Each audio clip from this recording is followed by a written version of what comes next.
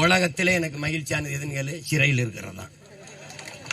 ஏன்னா எவனும் எனக்கு அழைக்க மாட்டான், செய்தி போட மாட்டான். அண்ணே என்னை கிள்ளிட்டான், அண்ணே என்னை நோண்டிட்டான். வரல 24 மணி நேரமும் புத்தகமும் நானும் இருப்பேன். பக்கத்தில் ஒரு ஏடு இருக்கு, ஒரு பேனா இருக்கு. நான் பாட்டுக்கு எழுதுவேன். மண்டை நிறைய சேர்த்துக்கிட்டு இங்க வந்து பூராப்பையிலும் கொண்டு எடுத்துருவேன்.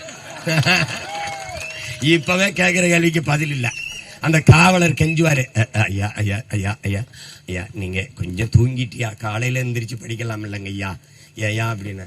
காலையிலையும் படிக்கணும், இப்பவும் படிக்கணும். உங்களுக்கு தூக்கம் வருதுன்னா அப்படி ஓரமா அங்க போய் இருந்து தூங்குங்க. ஒரே ஒரு காவலரை எனக்கு போடுவான். அவரையும் மேல அன்பு, அவருக்கு வேற ஆள் இல்லைல்ல. ஐயா ஐயா நீங்க கொஞ்சம் சாப்பிட்டு படிக்கலாம் இல்லைங்கய்யா. என்னை பெற்ற தாய் கூட இப்படி எல்லாம் கருணையா ரொம்ப அன்பா, ஐயா ஐயா ஐயா சாப்பிட்டு படிங்க ஐயா, நல்லா இருப்பீங்க ஐயா, அப்படியெல்லாம் பாசம் காட்டுவாங்க. அதனால எதுக்கும் பயப்படுற ஆளு நம்ம இல்லை. அடுத்து ஒவ்வொரு போராட்டமா செய்யறேன், ஒன்னு ஒன்னா.